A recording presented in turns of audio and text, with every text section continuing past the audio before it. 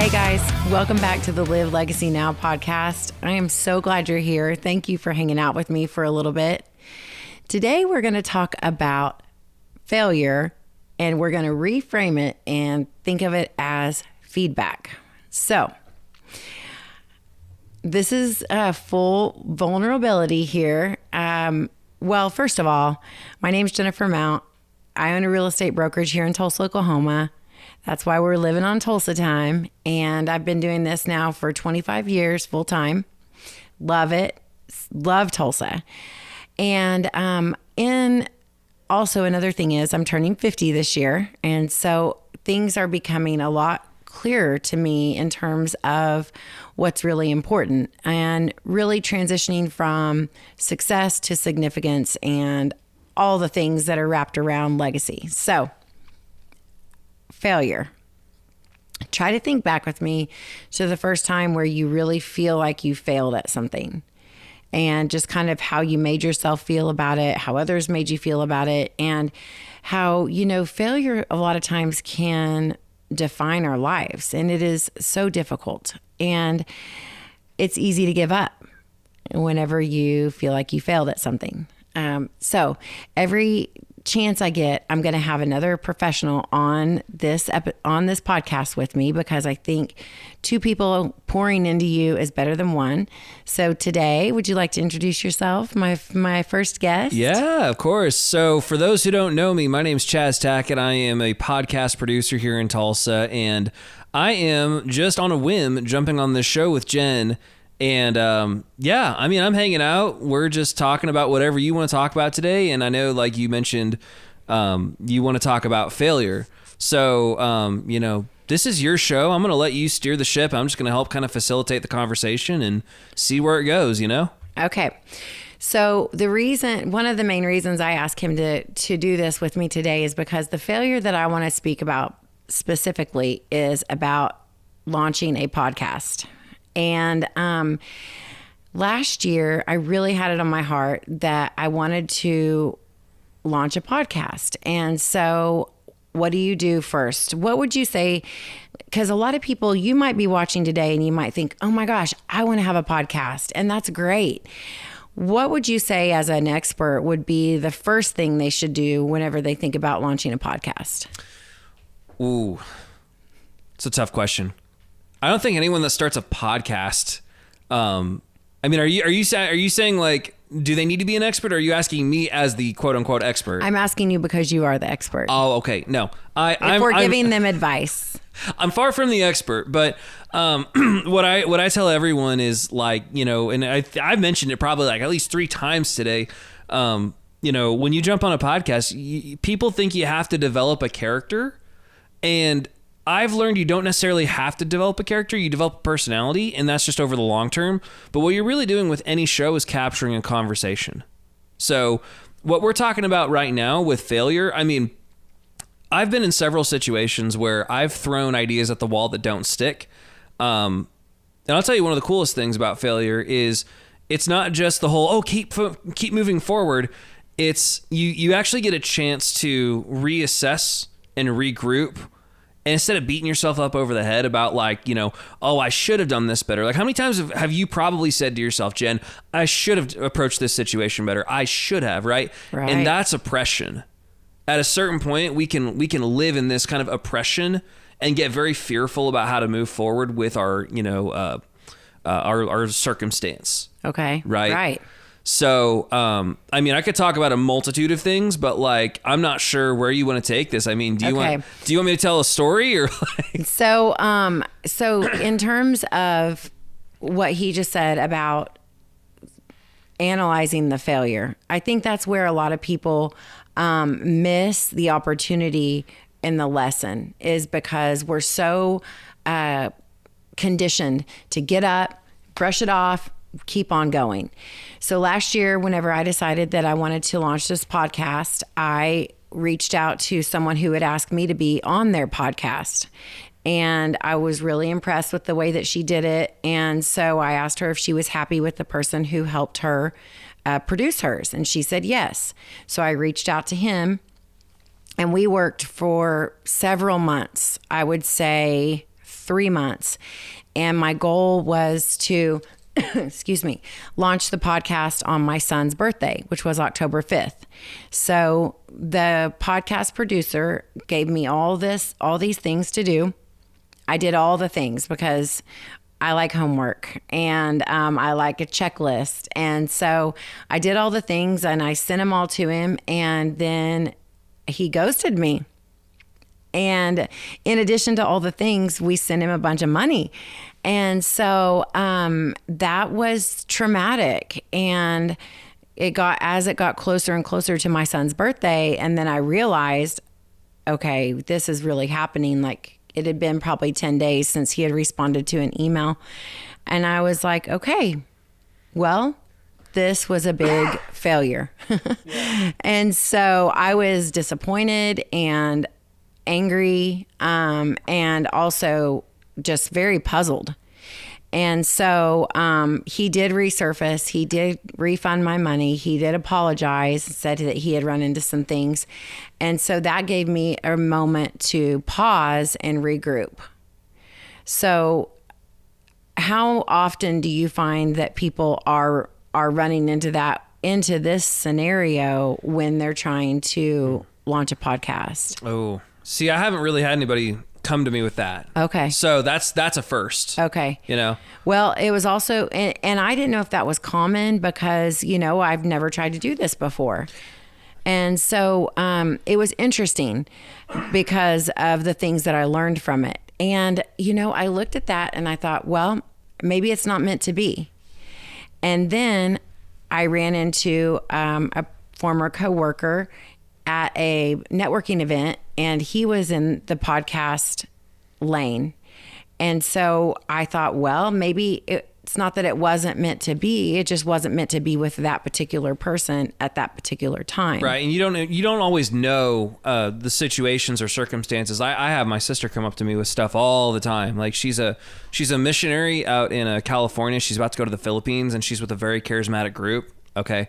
And she comes to me with these stories about like people that she's known or worked with. And then she goes, well, can you believe that they did this? Like, I just, how would they have handled this differently? And I'm like, well, you don't know. Like, I had a whole conversation with her just like 2 days ago. Actually, it might have been yesterday. And it was really interesting. She goes, well, can you believe that so-and-so was told, like someone I know personally who I'm very close with, I've worked with for several years. He was asked to, I don't think he was asked to resign, but the way she worded it made it sound like he was asked to leave after he put in his 2 weeks notice. Yeah. And that's a hard thing to hold on to and to trust. And I actually came to him in confidence. I was like, hey man, I heard about what's going on, I was like, tough luck there. And he goes, I just want to stop you for a second. What about what I said or said to this, person, right? What about what I said makes you think that they dumped me? And I thought, well, wouldn't that what happened? He goes, no.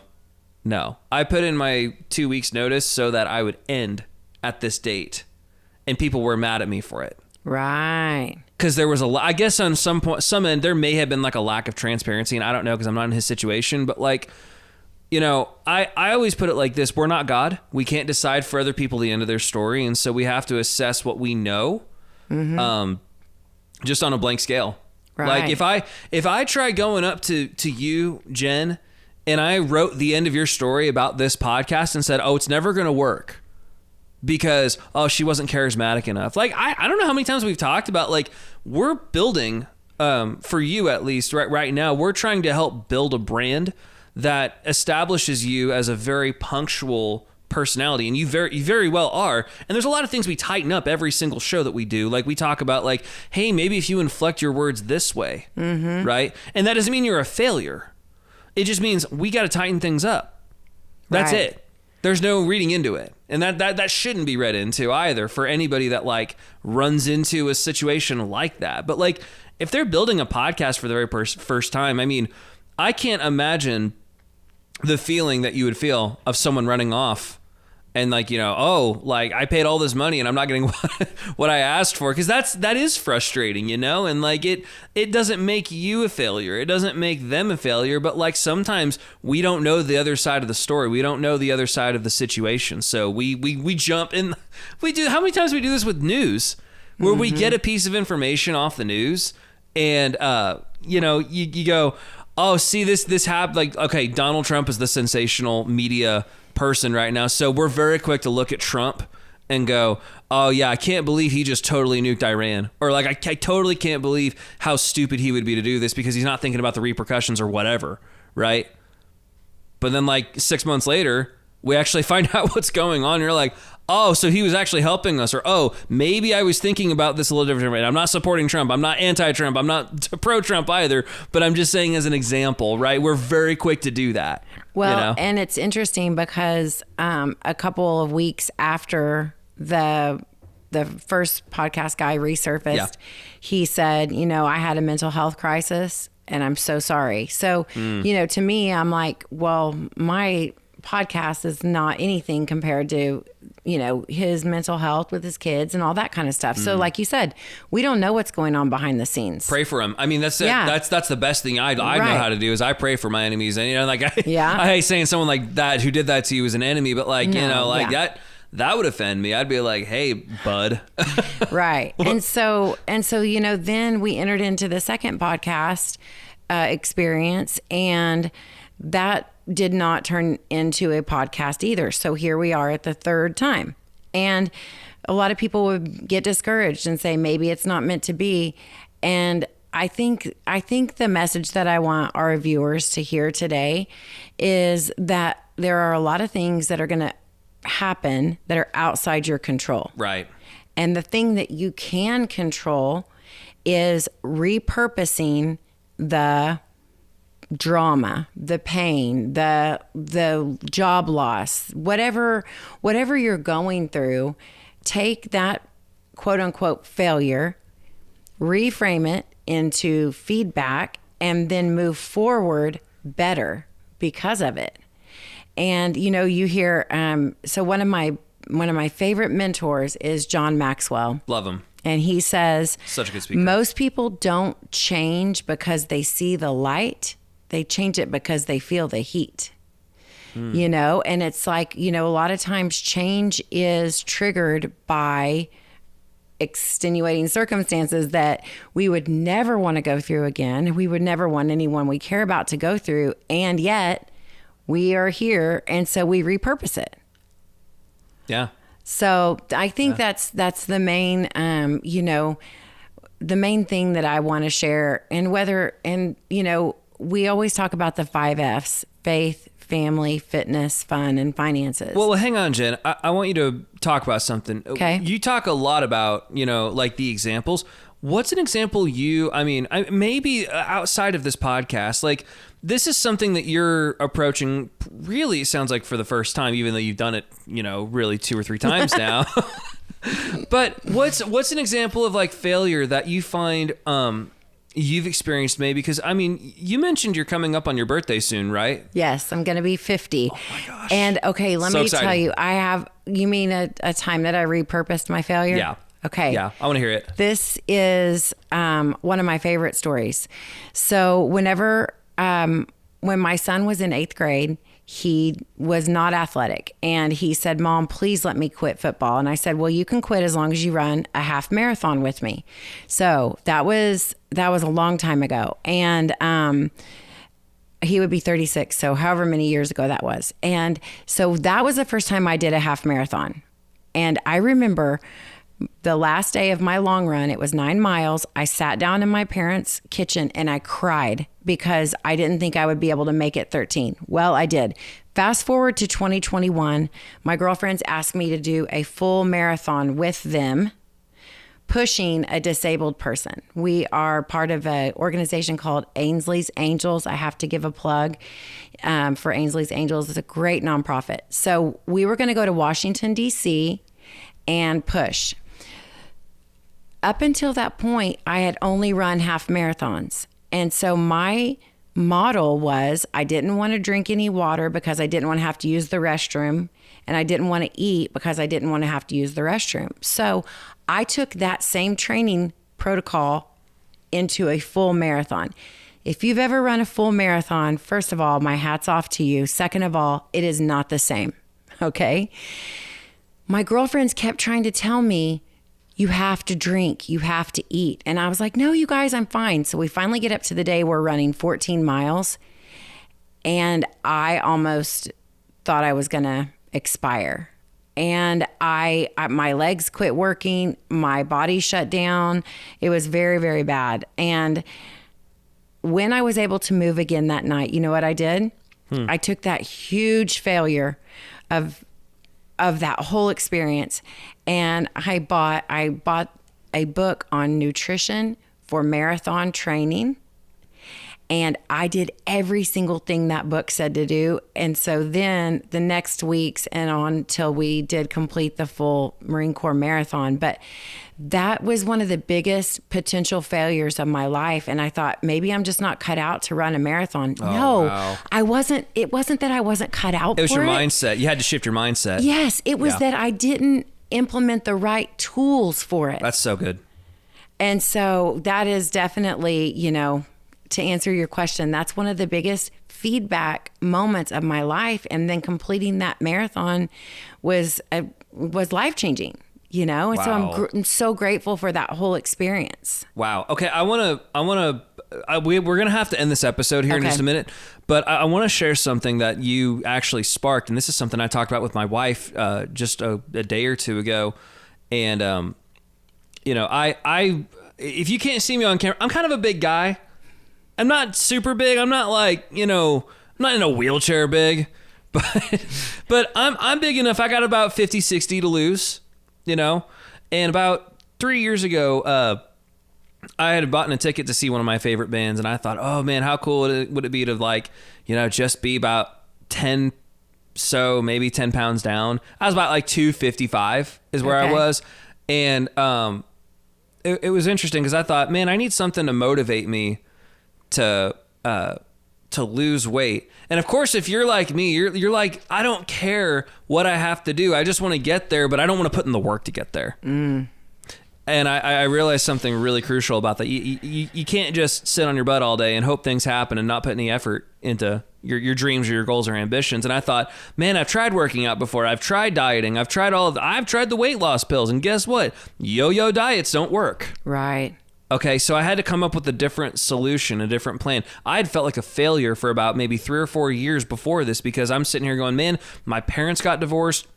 I don't know how to, regulate my eating habits better. Like I was going to Whataburger, I think like 2 days a week. No, sorry. 2 meals per day for like 5 or 6 days a week. Oh my. Yeah, look at Jen's face for a second. Look at that. Sorry. That's the real, this reality of it. So I came up with a solution, and I think our viewers, and your viewers really, I think they could take a lot away from this, this episode and this story here. When I chose to say, you know what, that concert ticket that I bought to go see is one of my favorite bands. I've seen them 5 times now. And I said that 5th time, there's something about seeing it this time that I need to make different. I need to make a milestone, right? Mm-hmm. And I think that's such a beautiful thing. We don't really make milestones out of our goals. We just kind of go, well, I hope I get to that goal. No. How are you going to get there? So how that I was going to get there was I'm going to give myself a challenge. And it wasn't just any challenge. I called it the Adventure Challenge. Okay. Right? Or sorry. Adventure Challenge is the name of the cards, right? Like when you scratch off those cards. Okay. It was like it was some sort of challenge that I gave myself. But anyway, the point is I actually ended up saying to myself, I want to be in the best shape that I've been in the last 3 years. I was 255. That was my highest. Okay. By the end of this thing, I started doing a couch to 5K. And I said every single day, I'm constantly putting into my mind, what am I doing right now that's going to get me towards this end goal? Yep. And that led me to be 242. Nice. And that actually, that was my lowest. Now I'm back about 3 just because I've probably eaten out a little more since, but I think everybody's used to like, you fluctuate, 2, 3, 4 pounds a year. It's not, a big deal. When you're like, when you went from 180 in high school to 255 in a matter of like less than 6 or 7 years, that's pretty dramatic. That's traumatic. Yeah. So I have a lot of undoing still left, but like 2 days ago, we talked about what's going to be our not adventure challenge. There's another word. I'll have to find it. I'm going to write a book on this at some point, but it's really interesting. What's the end goal for this? And then making a milestone of it. So like my wife and I have a goal in May. We're going to try to order tickets to Disney World, and we're going to go for 1 week. Okay. And when we do, we're going to go exactly 1 year from when we order the tickets. 1 year from now, or 1 year from whenever we order those tickets, I told her, I said, you need to come up with a goal for yourself. I'm going to come up with a goal for myself. And wherever we are at that point in time, that's what we're going to meet in order to say to ourselves, we did it. I love it. Well, I think that's a great way to end this, and a great takeaway is that in our previous episode, and we want you to definitely subscribe and tune in, because every episode we're going to build on this and give you some tangible things. But we talked about setting SMART goals: specific, measurable, attainable, realistic, and time bound. And so maybe today you're looking at yourself and you're thinking of some type of failure that you've recently gone through. What I want you to do is take this opportunity to reframe that failure and give yourself some feedback. What did you do well? What could you do different? And then take it into the next decision and let things build on each other, because if you can get 1% better every day, at the end of the year, you'll be a fully different person. And so at the end of every one of our episodes, we're going to have a 3, 2, 1. There's 3 things you learned, 2 things that you're going to share, and 1 thing you're going to implement. So today, what we hope that you learned is, number 1, just because you failed once does not mean you're a failure. You just keep trying and keep repurposing that. Number 2, like he's saying, set a milestone goal so that you have something attainable to work towards. And number 3, remember, it's progress, not perfection. Okay. 2 things we want you to share are this podcast with someone else that's building a life on purpose, with purpose, because we want to help them grow. And the other thing that we want you to share are your milestone goals. Share it with me, or like he said, share it with your accountability partner. Drop it in the comments. Yeah. I'd love to hear what's going on with you guys. Like, what's a Definitely. milestone you guys have gone through or setting for yourselves, Yeah, we want to hear that, and we want to celebrate with you. We want to celebrate your wins. And then the one thing that we want you to do is come back and subscribe. And remember that, and first of all, thank you so much for being here with me today. You're welcome. I cannot wait to hear about your milestone. I found the word. Yes. Adventure pilgrimage. Okay. So very the verbiage, good. pilgrimage. Yeah. What is a pilgrimage? Like when you say you're A journey. Yeah, you're gonna, like, I joke about like the pilgrimage to go see like the Odyssey in IMAX 70 millimeter in Dallas. It's not. It's a 4-hour drive. I'm gonna make that drive, okay? But the fact is, the journey to get there is what matters the most. That's right. It's not in, like they say, it's not the race day when you cross the finish line that matters. It's everything you put in to becoming the person who finishes a race. Yep. That's what really matters. Yep. So please come back, see us next time. Please go out and live your legacy now, because it's not what you leave behind. It's the decisions that you make, the milestone goals that you set, and the things that you do every day that lead up to the big life that you're going to love living. So we'll see you soon. Hey guys, thank you so much for your time today. If you got value out of what we talked about, please share this with someone that you want to start living their life with purpose, on purpose. And remember, you are living your legacy right now, and I cannot wait to see you again next time.